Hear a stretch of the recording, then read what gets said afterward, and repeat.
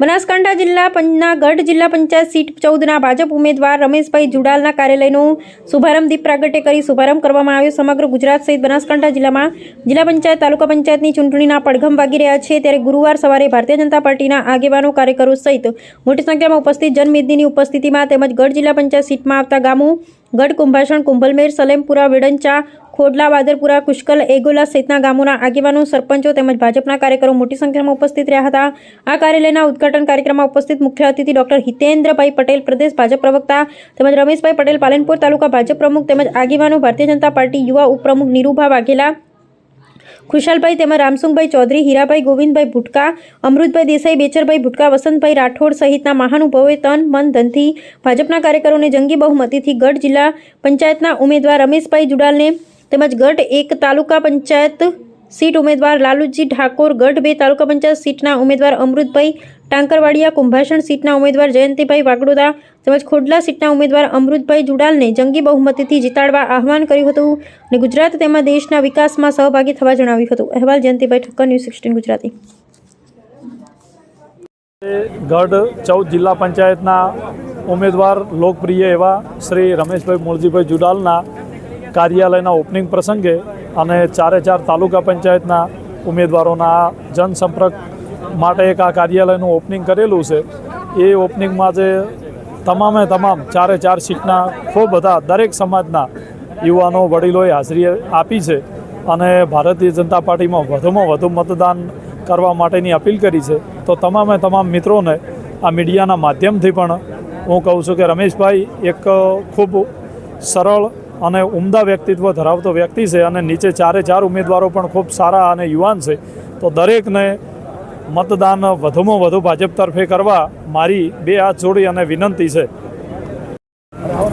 સમગ્ર બનાસકાંઠા જિલ્લામાં તમામ 48 જિલ્લા પંચાયત બેઠકોના કાર્યાલયનો શુભારંભનો એક સાથે કરવાનો ખૂબ સુંદર આયોજન બનાસકાંઠા ભારતીય જનતા પાર્ટીએ કર્યું છે।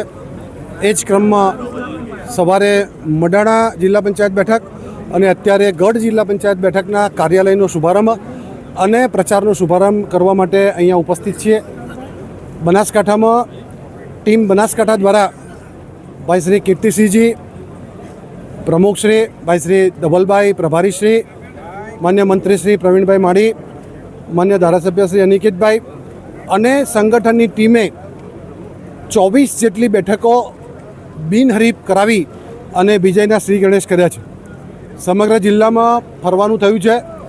બનાસકાંઠાના કાર્યકર્તાઓનો, મતદારોનો, જનતાનો ભારતીય જનતા પાર્ટી સામે ખૂબ પ્રતિસાદ સારો છે।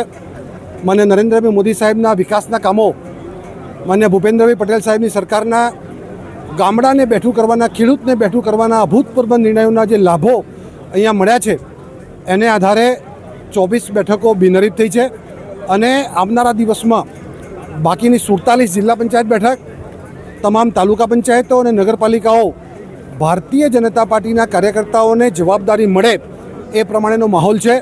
ખૂબ ઉત્સાહપૂર્ણ માહોલમાં આજે સમગ્ર બનાસકાંઠામાં તમામ 48 સીટો ઉપર આ પ્રકારે જિલ્લા પંચાયત અને નીચેના તાલુકા પંચાયત બેઠકના કાર્યાલયનો શુભારંભ થયો છે।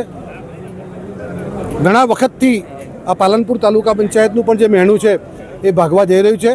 આવનારા દિવસમાં સમગ્ર બનાસકાંઠામાં ભારતીય જનતા પાર્ટીનો ભગવો લહેરાશે। ભારત માતા કી। અત્યારે મંચસ્થ ઉપર આપણા સૌના આગેવાન એવા હિતેન્દ્રભાઈ પટેલ સાહેબ અને જાજો ટાઈમ ના લેતા સમગ્ર મંચસ્થ ઉપર આગેવાનો, વડીલો જે કોઈ બેઠા છે એ, અને મારા ભાગે તો બોલવાનું કંઈ રહેતું જ નથી, બધું સાહેબે કહી દીધું છે। મારા ભાગે તો હું હમણાં સાળો વિચારતો હતો કે મારે શું બોલવાનું અને શું કરવાનું, પણ ખબર પડી કે આ સમગ્ર જ્ઞાતિના લોકો વતી મને જે આ પાઘડી પહેરાઈ છે એનો ખ્યાલ વિચાર કરીને મારે મોટું કામ કરવાનું છે, જવાબદારી નિભાવવાની છે। મારે બોલવાનું કોઈ રહેતું નથી। આ જવાબદારી છે, એ જવાબદારી કઈ રીતે આગળ ધપાવવી, કઈ રીતના લોકોના કામ અને ન્યાય અપાવવો, એ સાચી દિશાની જવાબદારી સમગ્ર આ બધી જ્ઞાતિઓ વતી મને જે પાઘડી પહેરાઈ છે એની આન માન ને શાન રાખી અને તમામનું મોઢું ગૌરવથી ઊંચું રહેશે મારા વતી એવી ખાતરી આપતા હું તમને વિનંતી કરી રહ્યો છું કે ભારતીય જનતા પાર્ટીના ઉમેદવાર તરીકે હું રમેશ જુડાલ અને સમગ્ર મારી 4 તાલુકા પંચાયતની ટીમ અશોકભાઈ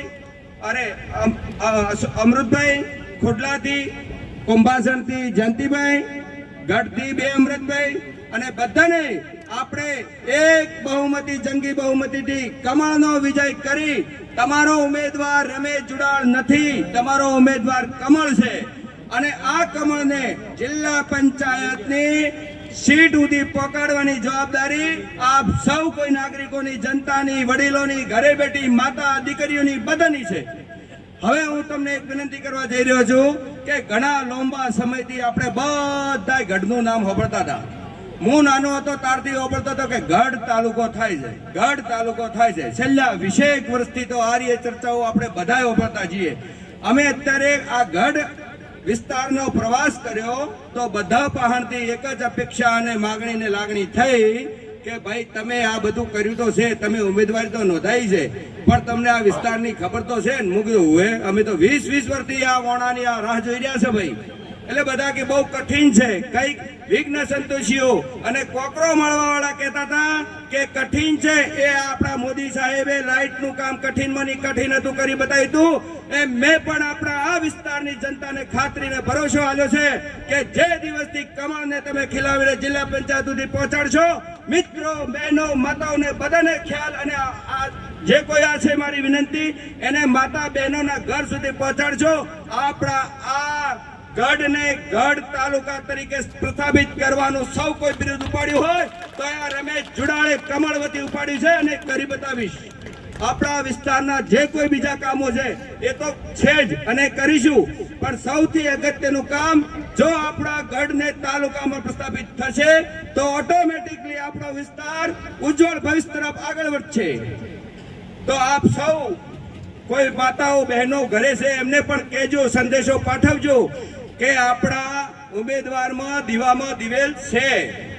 જિલ્લા પંચાયતની સીટ જીતી, અમારા ઉમેદવાર 4 તાલુકા પંચાયતની સીટ જીતી, તાલુકા પંચાયત ભારતીય જનતા પાર્ટીનો ભગવો લહેરાય, જિલ્લા પંચાયત પણ ભારતીય જનતા પાર્ટીનો ભગવો લહેરાય, તો પ્રમુખ સુધીની તમામે તમામ જે પ્રમુખ ભારતીય જનતા પાર્ટી વતી બને ત્યાં અમારા વિસ્તારને જે કોઈ ખામી ખોંચણ હોય એની રજૂઆત ધારદાર કરવાની જવાબદારી તમારી આ રમેશ જુડાળની રહેશે. તો તમામે તમામ જનતાને મારે ખૂબ ખૂબ નમ્ર વિનંતીથી કહી રહ્યો છું કે આપણે સૌ સાથે મળી અને આ ભારતીય જનતા પાર્ટી નું કમળ ખીલાવી મત અપાવી અને ભવ્ય વિજય બનાવીએ એવી અભિલાષા સાથે વિનવું છું. જય હિન્દ, જય ભારત.